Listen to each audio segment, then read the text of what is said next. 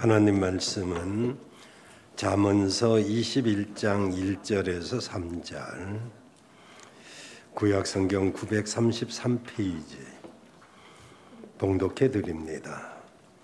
왕의 마음이 여호와의 손에 있음이 마치 보의 물과 같아서 그가 임의로 인도하시느니라. 사람의 행위가 자기 보기에는 모두 정직하여도 여호와는 심령을 감찰하시느니라. 의와 공평을 행하는 것은 제사 드리는 것보다 여호와께서 기쁘게 여기시느니라. 아멘. 할렐루야. 명절 잘 보내셨습니까?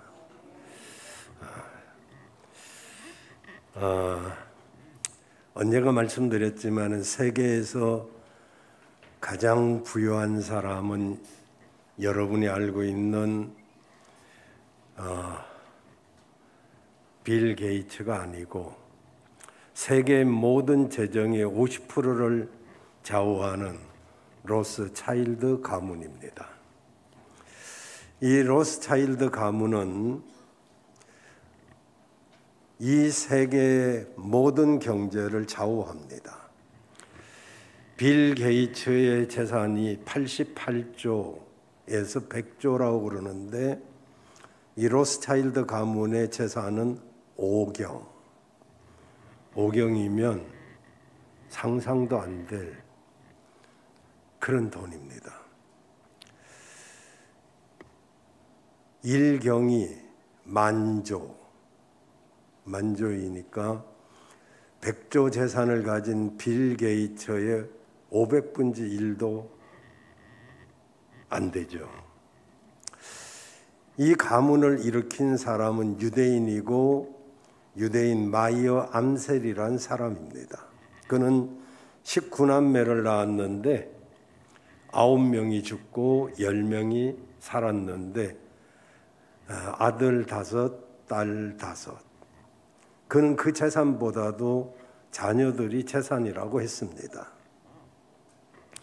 그런 마이어 암셀이 죽었을 때 어떤 허름한 옷을 입은 문상객이 와서 얼마나 서럽게 우는지, 오히려 상주인 그 아들들보다 훨씬 더 서럽게 많이 울어서 상주들이 민망스러워가지고 통곡이 끝나기를 기다렸다가 물어봤습니다. 몰라뵈어서 굉장히 죄송합니다. 혹시 선친하고 어떤 관계십니까? 그렇게 물었더니 그 사람이 이제 수건으로 눈물을 닦으면서 내가 그 어른과 평소에 깊은 관계를 가지고 있었다면 내가 왜 이렇게 서럽게 울겠소? 내가 살았을 때 이분하고 전혀 일면식이 없었던 내 처지가 불쌍해서 그렇게 울었습니다. 여러분은 온 우주 만물을 다스리는 하나님과 얼만큼 친밀하게 지나십니까? 혹시 나중에 저 깊고 어두운 그곳에서 이를 갈며 슬피 우는 그런 관계는 아닌지. 요한복음 8장 29절에 보면 내가 나를 보내신 이가 나와 함께 하시도다.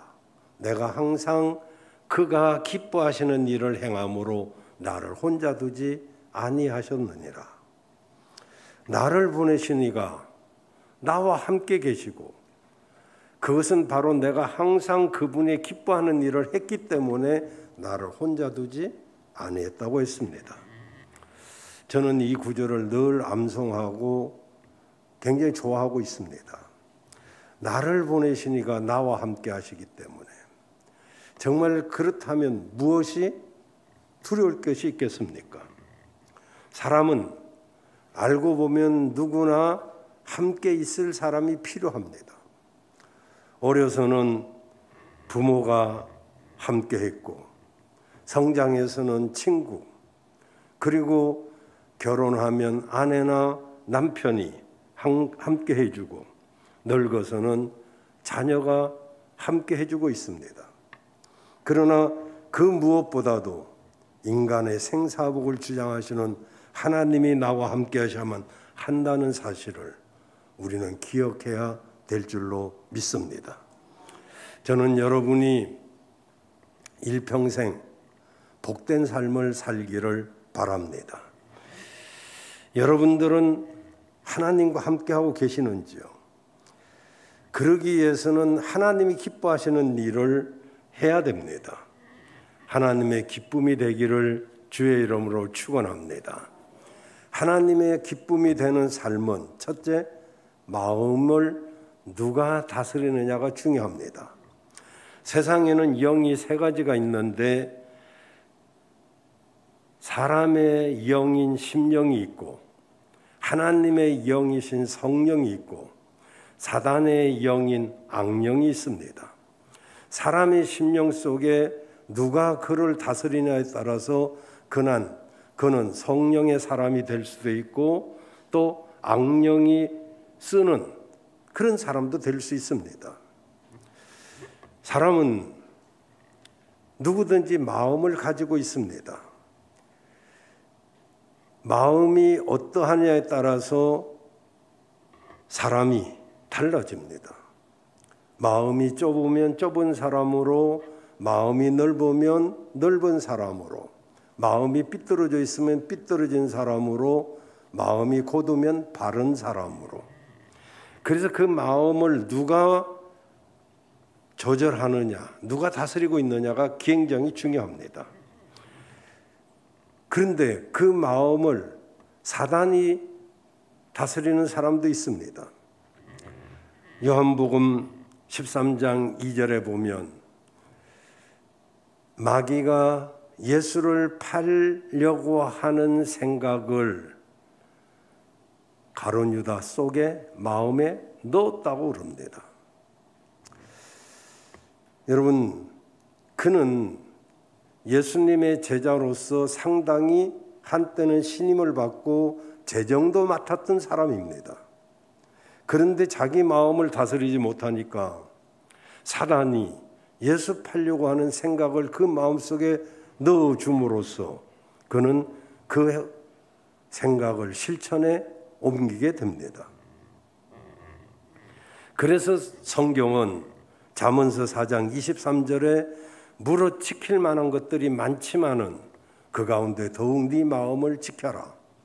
생명의 근원이 그 마음에서 나온다고 말씀하고 있습니다.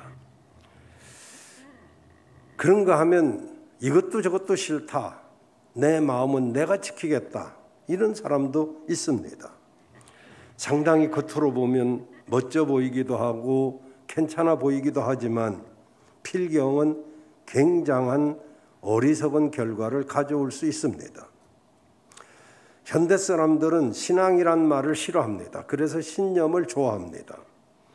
신념이란 말로 바꿔버렸는데 예전에는 사람들이 정말 자신의 삶이 자신의 마음대로 안 된다는 것을 알고 신에게 의존하는 그런 세상이 있었는데 현대에 와서는 그것은 나약하다 그렇게 생각하고 누구도 믿을 수 없으니까 나 자신만 믿겠다 이런 사람들이 많아지고 있습니다. 여러분, 거울 중에 곡선 거울이란 것을 제가 소개한 적도 있었는데 곡선 거울 앞에 서게 되면 키가 짝짝 땅딸막하고 뚱뚱한 사람이 딱 서서 보면 날씬하고 멋지게 보이는 거울입니다.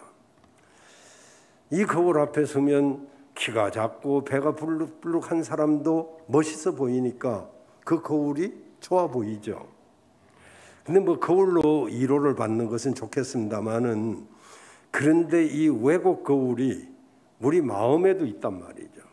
그래서 우리 마음을 우리가 믿고 그래서 나는 괜찮아. 난 멋있어.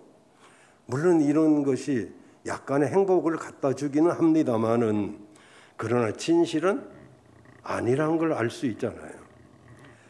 예레미야 17장 9절에 보면 만물보다 거짓되고 심히 부패한 것이 사람의 마음이니 이 속에 감춰져 있으니 누가 능히 알리오마는 하지만 10절에 보면 나 여호와는 폐부를 감찰하고 심령을 살펴보느니라고 말씀하고 있습니다.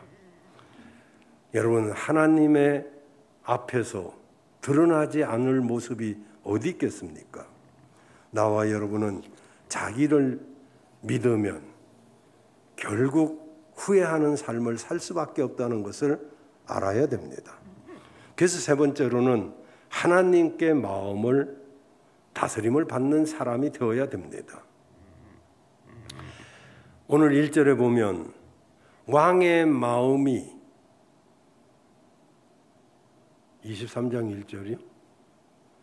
21장 1절 아니요? 왕의 마음이 마치 보의 물과 같아서 그가 임의로 인도하신다고 말씀하고 있잖아요. 왕의 마음, 솔로몬이죠. 보는 뭡니까? 이 보는 물을 배수를 위해서 만들어 놓은 작은 수로를 말합니다.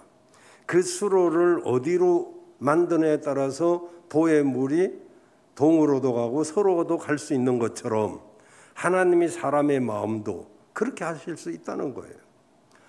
나와 여러분의 마음을 하나님이 주관하시도록 맡기는 것이 가장 현명한 삶인 줄로 믿으시기를 바랍니다. 어떤 전쟁터에서 한 병사가 폭탄 파편으로 인해서 다리를 크게 다쳐서 기절을 했습니다. 정신을 차리고 보니까 병원이었고 불행하게도 다리가 하나가 없어진 것을 발견하게 되었습니다. 처음에는 얼마나 낙심이 되고 정말 좌절이 되는지, 이 병사는 말할 것 없이 절망에 빠졌습니다. 그런데 그가 어느 날 보니까 정말 마음이 밝아지고 그 낙심된 것이 하나도 없는 것입니다. 그래서 그 동료들이 아니 자네는 다리를 잃고 나서 더 훨씬 예전보다 밝게 사는데 뭐 때문에 그렇게 밝게 살 수가 있었는가? 이렇게 물었어요. 그랬더니 이 사람이 이렇게 대답했습니다. 내가 다리를 잃었다고 생각할 때는 불행하고 낙심이 될 수밖에 없었지만 내 다리를 나라를 위해서 바쳤다고 생각하는 순간 나는 그것이 하나도 좌절이 되지 않고 오히려 더 당당해졌다네. 그렇습니다. 우리가 누구를 위하여 사느냐에 따라서 우리의 삶이 달라지게 되는 줄로 믿습니다. 두 번째는 우리의 삶이 하나님께 평가받는 삶이란 것을 아셔야 됩니다. 우리의 삶의 결국은 평가받는 삶입니다. 사실은 어려서부터 자라날 때 계속 우리는 평가를 받습니다. 유치원을 다닐 때도, 학교를 다닐 때도, 군대를 갈 때도, 취업을 할 때도, 결혼을 할 때도 다 평가를 받아요. 마지막에서는 하나님 앞에 평가를 받는데, 우리가 잘 아시는 대로 바벨론의 왕이었던 벨사살 왕이 기빈들 1000명을 초청해서 파티를 열었습니다. 정말 권커니 작거니 분위기가 무르익어 갈 때 갑자기 벽에서 손 하나가 나와서 메네메네 대겔 우바르신 이렇게 쓰는 것을 보았습니다.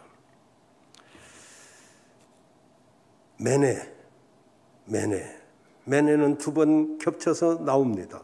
그 뜻은 하나님이 왕의 시대를 세워서 이제 끝이 되었다, 그런 뜻입니다. 대겔은 왕의 그 힘, 왕의 저력, 왕의 리더십, 왕의 신앙, 모든 것을 저울로 달아보았더니 무게가 부족해서 우바르신 나라가 두 조각 날 것이다, 그런 뜻이죠. 하나님이 벨사살 왕을 점검해 봤더니 그 시대가 끝났어요. 그날 밤 벨사살은 암살을 당하고 그 나라는 메대와 파사 두 나라로 나누어지게 됩니다. 여러분, 우리는 하나님의 저울에 달리고 사는 삶이란 걸 기억하셔야 돼요. 우리의 믿음이 어느 날인가 평가받을 날이 옵니다. 그래서 우리는 우리 삶이 평가받는 삶이란 걸 아시고 매사를 말씀의 눈으로 볼 줄 알아야 됩니다. 시대를 볼 때도 말씀으로 비춰보고, TV를 볼 때도 말씀으로 비춰보고, 어떤 사람을 볼 때도 말씀을 놓고 보면 그 사람의 일생이 다 보입니다. 그 사람이 복을 받을 것인지 복을 받지 못할 것인지, 그 사람의 사업이 형통할 것인지 형통하지 못할 것인지, 이런 것들이 말씀을 통해서 보이기 시작하죠. 내 생각, 내 경험, 내 세계관으로 매사를 보면 2절을 보니까 이게 왜곡된 거울로 본다는 거예요. 사람이 자기 행위를 볼 때 자기가 보기에는 다 옳아 보여요. 그러지만 하나님은 심령을 감찰하지. 내가 보는 것하고는 다릅니다.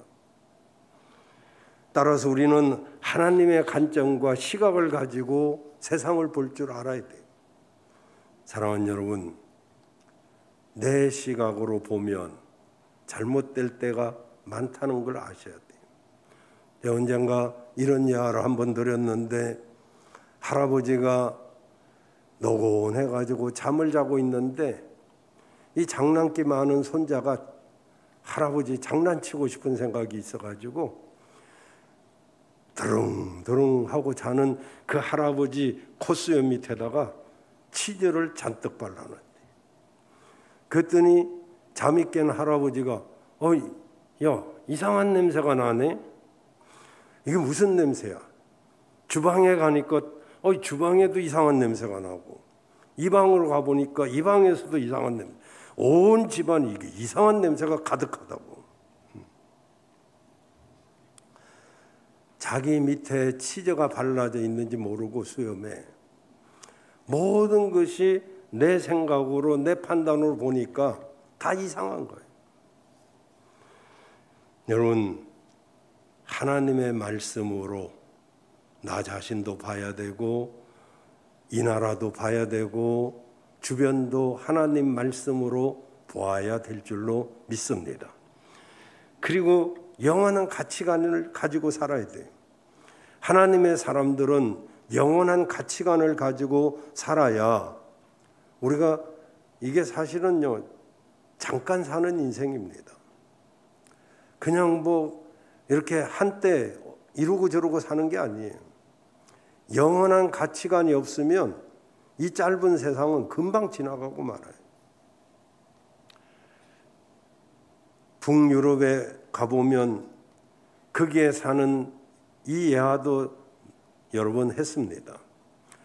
흰 담비가 살고 있는데, 흰 담비는 그 털로 옷을 만들면 너무 따뜻하고 멋있어서 이 담비 옷이 굉장히 비쌉니다. 그리고 귀하고. 근데 이 담비를 잡기 위해서 사람들이 애를 쓰지만 담비는 워낙 날래서 잘 잡히지가 않습니다. 근데 노련한 사냥꾼들은 이 담비 잡는 방법을 알고 있습니다.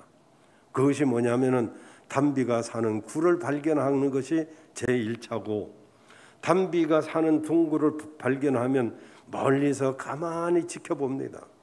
그럼 담비가 쫑깃쫑깃 해가지고 아무도 인기척이 없고 그러면 그 굴에서 나와서 먹이를 구하고 또 자기 활동을 하죠.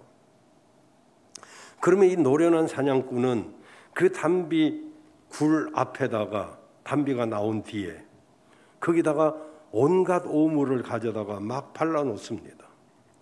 이어쿠 담비가 오면, 사냥꾼이 뒤에서 쫓으면 이 담비는 굴 속에 들어가면 안전합니다. 누구도 굴 속에 들어있는 담비를 잡을 동물은 없습니다.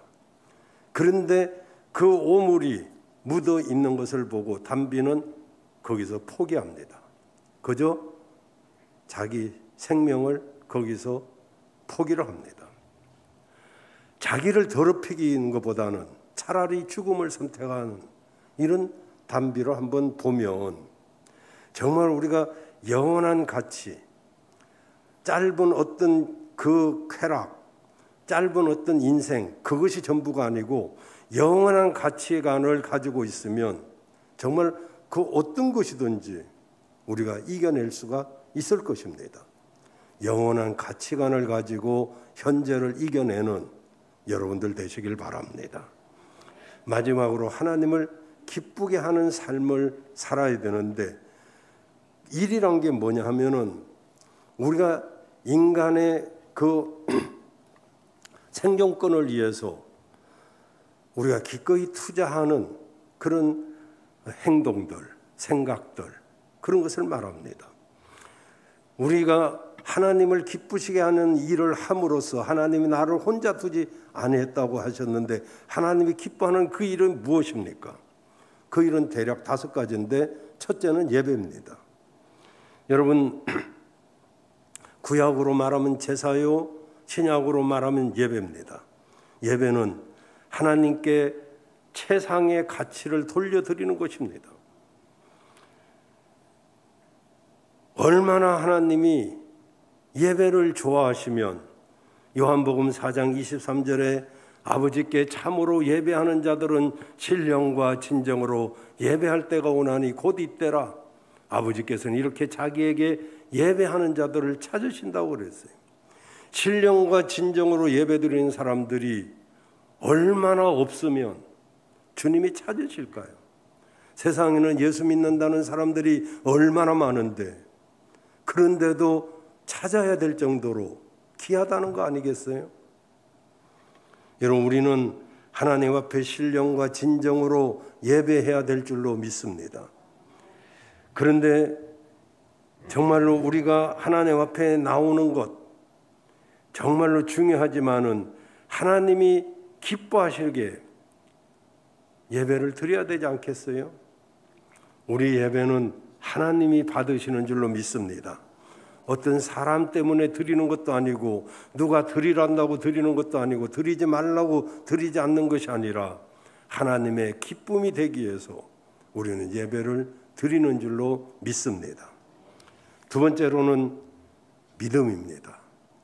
여러분 알다시피 히브리서 11장 6절에 믿음이 없이는 하나님을 기쁘시게 할 수 없다고 그랬고 하나님께 나아가는 자는 반드시 그분이 계신 것과 또한 그분이 자기를 찾는 자들에게 상 주시는 이심을 믿어야 한다고 말씀하고 있습니다.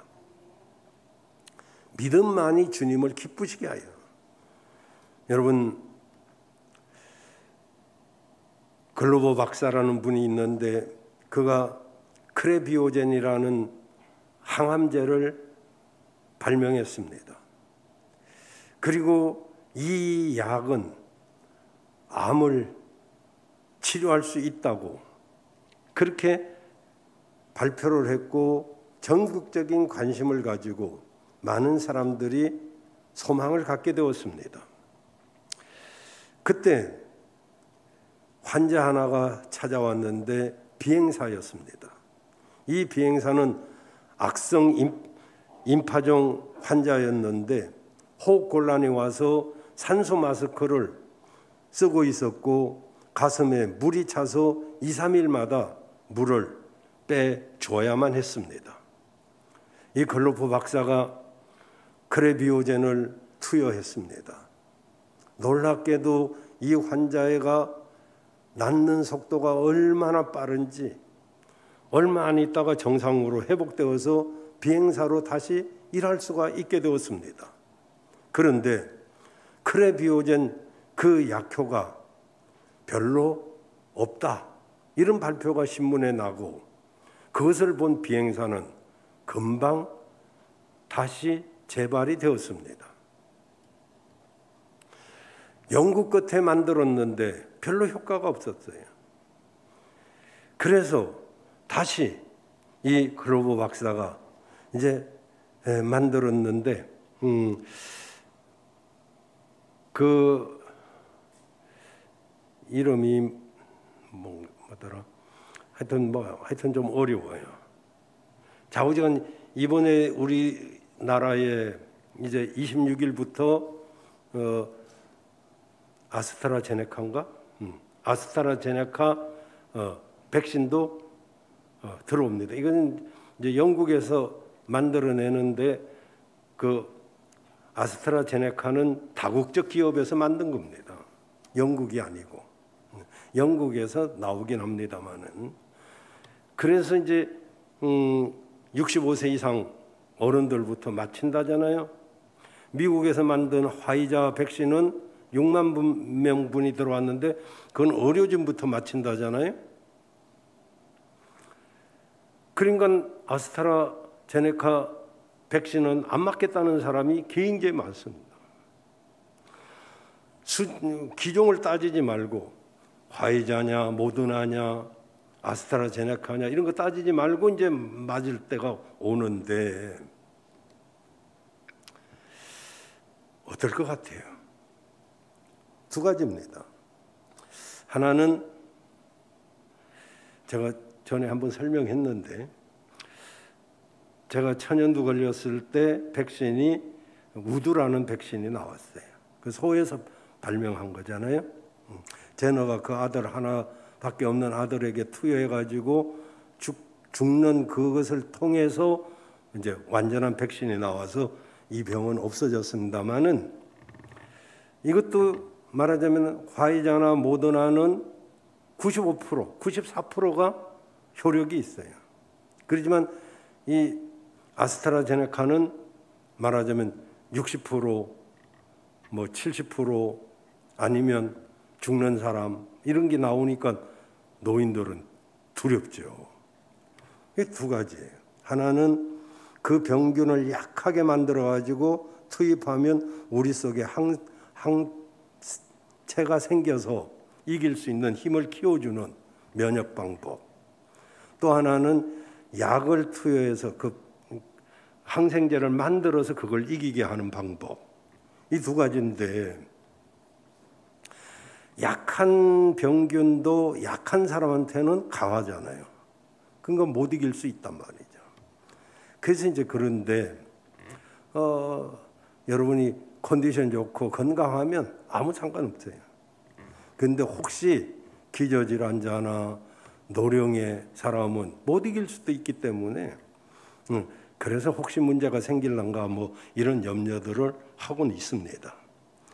어쨌든 이렇게 아까 글로퍼 박사가 크레비오젠이라고 하는 증류수를 이렇게 만들어서 암에다가 투여를 했더니 이 사람이 놀랍게 빨리 나섰어요.